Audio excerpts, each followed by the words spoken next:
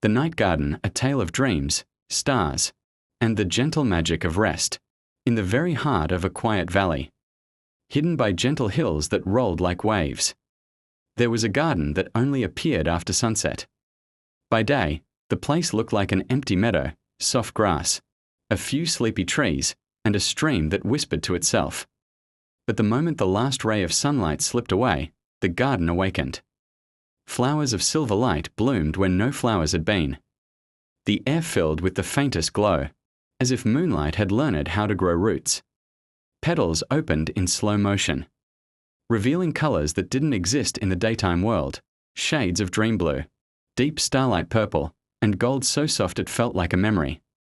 In the center of the garden stood an old oak tree, its bark etched with spirals and stars, as though the night sky itself had once leaned against it and left its mark.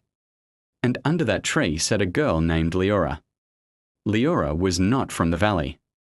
She had wandered there one evening, following a soft hum in the air, a sound like a lullaby being sung by the wind. She didn't know why, but she felt certain the garden had been waiting for her. As the night deepened, tiny floating lights, not quite fireflies, not quite stars, began drifting through the air. They circled Leora lazily.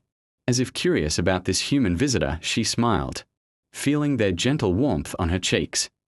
Then, from somewhere deeper in the garden, a voice spoke. It was not loud, but it carried like the moonlight itself. "Welcome, Dreamwalker." Leora looked around, but saw no one. The voice came again, soft and low. "You have found the Night Garden, and in the Night Garden, time moves differently. Here, you may wander for as long as you like, and wake to find only moments have passed." Something in those words made her shoulders loosen, made the tightness of the day melt away. She took a deep breath, and it felt like she was inhaling stardust. Leora rose slowly from beneath the great oak, brushing away the soft glow petals that had gathered on her lap. Before her, 3 paths stretched out into the shimmering night, paths that hadn't been there moments ago. The first path was made of smooth white stones, glowing faintly, like a trail of little moons. The second path was lined with tall, swaying flowers whose petals hummed a low, steady note, almost like a heartbeat. The third was not a path at all, but a stream, flowing with water so clear that the stars above seemed to swim inside it.